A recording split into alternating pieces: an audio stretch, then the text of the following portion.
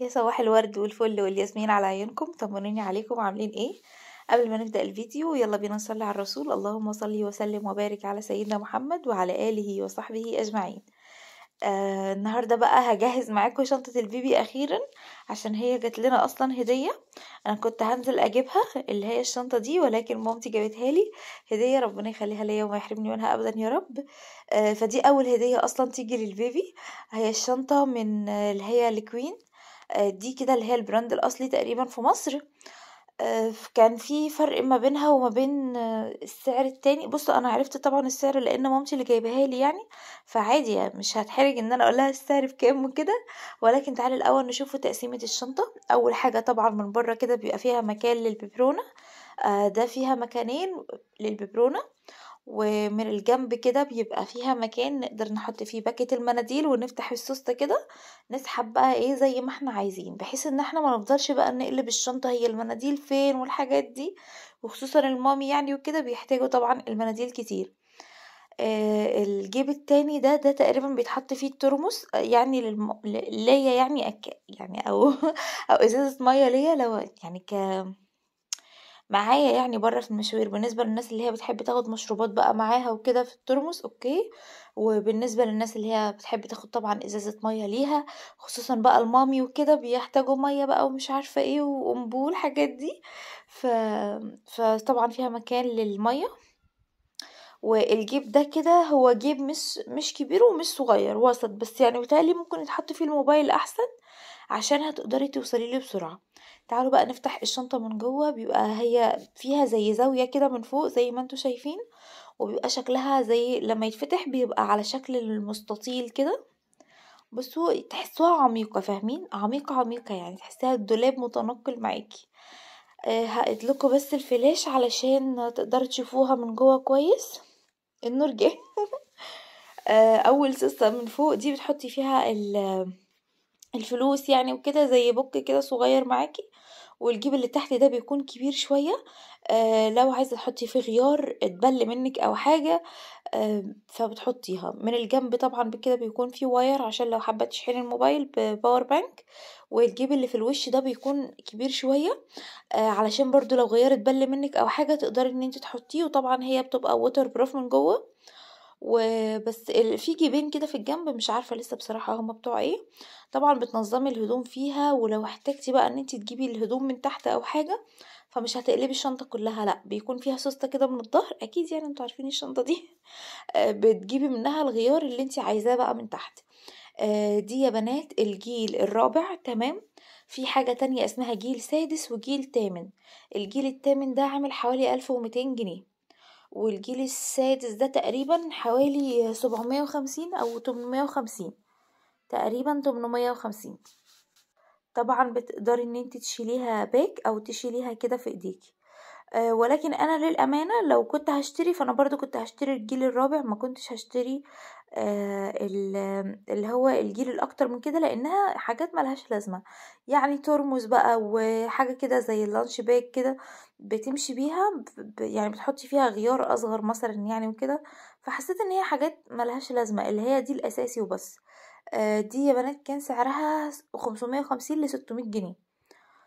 تعالوا بقى نجهز الشنطة. بصوا الطقم ده طقم المستشفى ان شاء الله اللي هي هتلبسه يعني.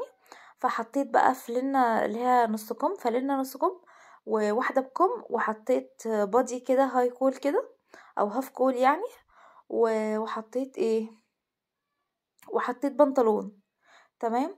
ودي هنا الكوفرتة حطيتهم كده جوه بعض، بس جيت بقى عشان احط اللي هي الكاب مع اللي هي الكاب والجوانتي معاها، او الشراب بتاعها. فسلفتي اصلا قالت لي هو التمريض اللي بيلبس البيبي ومش بيبقى عنده طولة بال وخلق ان هو يلبس الحاجات الكتيرة دي، فولا هتلاقي الطاقية ولا هتلاقي اللكلوك اصلا. خليهم معاكي احسن في الغرفة الخاصة بيكي. هما بقى يبقى يلبسوا بقى تاني وكده يعني. واخدت طبعا غيار تاني معايا احتياطي، يعني ما اكتفيتش بواحد بس، ده الاساسي طبعا اللي هو الابيض والبينك ده. حطيته كده معايا احتياطي. هو بقى مش عارفه يا جماعه انتوا بتطبقوا هدوم البيبي دي ازاي، يعني معاناه بصراحه صغيره قوي. انا حطيت ايه، انا قاعده بحاول ان انا اظبط الهدوم فيها، ولكن يعني ايه الهدوم صغنونه قوي. اخدت البيجامه دي كمان معايا. دي فيها ايه؟ حطيت فيها برضو فلنة نص كم وفلنة كم، وحطيت فيها الهاي كول او الهاف كول يعني، وحطيت فيها بنطلون، وحطيت فيها سلوبيت من اللي هو بيتقفل من تحت.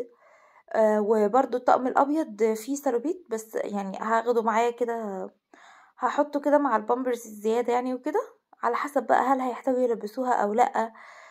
كده بس. خلاص يعني اخيرا بعد معاناة عرفت هطبق الطقم ازاي.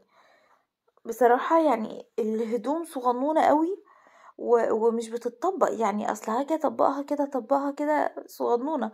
وطبعا في كل طقم حتى فيه واحدة بامبرز.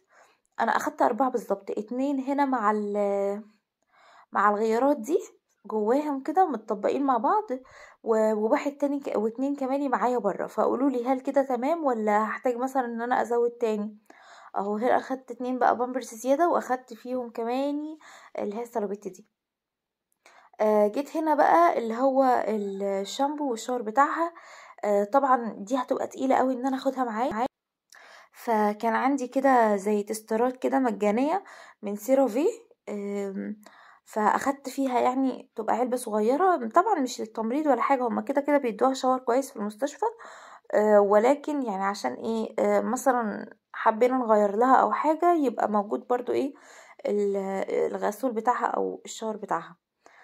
بس اخدت طبعا كمان البورت بتاعها اللي هتلفي بيه يعني، طبعا عشان الجو زي ما انتوا شايفين برد. وبس كده الطقم على الوش، بحيث بقى ان هو اللي يفتح ما يدورش كتير في الشنطة. بالنسبة لماما مثلا فهي خلاص هتشد لهم اول حاجة من فوق وخلاص. اخدت طبعا المناديل ولكن المبللة والتانية، ولكن طبعا المناديل المبللة حسيت ان احنا مش هنحتاجها دلوقتي. وكده كده مامتي اخده مناديل ليا، قصدي مش مناديل، اخده مناديل عادية ومناديل وايبس، واخده ملاية، واخده دفاية، واخده بطانية مفرد، لان احنا مستحيل بصراحة ان احنا ننام على حاجة مكان حاجة المستشفى وكده، يعني عندنا بنقرف قوي. فاخدين طبعا الحاجات دي، واخده فوطة خاصة بيا وفوطة خاصة بالبيبي. فما حبيتش بقى ان انا اخد الحاجات دي عشان ما تزحمليش الشنطة، وعلشان ما تبقاش حاجات كتير على الفاضي. جيت هنا بقى في الكومود ده هيبقى جنبي كده ان شاء الله. حطيت فيه يعني حطيت فيه البوكسات دي. البوكس الاول ده حطيت فيه يا بنات اللي هي الفلنات اللي هي الداخلية، اللي هي اللي بكم بقى واللي بنص تمام.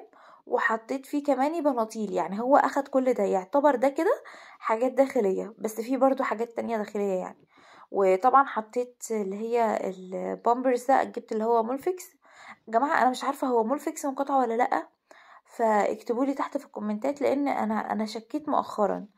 وحطيت فيه علبة المناديل، بس قلت هبقى اطلع علبة المناديل لان هستخدمها على طول.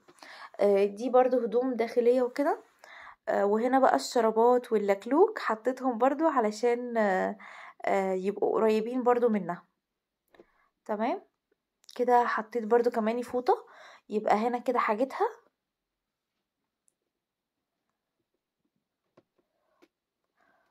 وبس كده الكومود تقريبا هيبقى خلصت بقى، بس مشت مثلا والشاور الليفة الحاجات دي. فقلت خليني اطلع علبة المناديل بما اني كده كده هستخدمها. هنا برضو المنظم ده حطيت فيه السلوبيتات بتاعتها، بس ده هيبقى بقى في الدولاب، وفي طبعا حاجات تانية هتبقى في الدولاب. قلت خليني احط المشط والشاور والليفة احسن، علشان المناديل كده كده هحتاجها كتير قوي، فخليها جنبي احسن ايه على الكومود كده من فوق. فحطيت هنا المناديل، وحطيت جنبها الاباجورة كده اللي هو القمر المضيء ده. وبس كده هيكون الفيديو بتاعنا النهاردة خلص. قولولي بقى يا جماعة الشنطة كده تمام ولا ازود حاجة تانية؟ وبس مستنية كومنتاتكم الجميلة، وادعولي بقى ربنا يقومني على خير يا رب. ومع الف سلامة.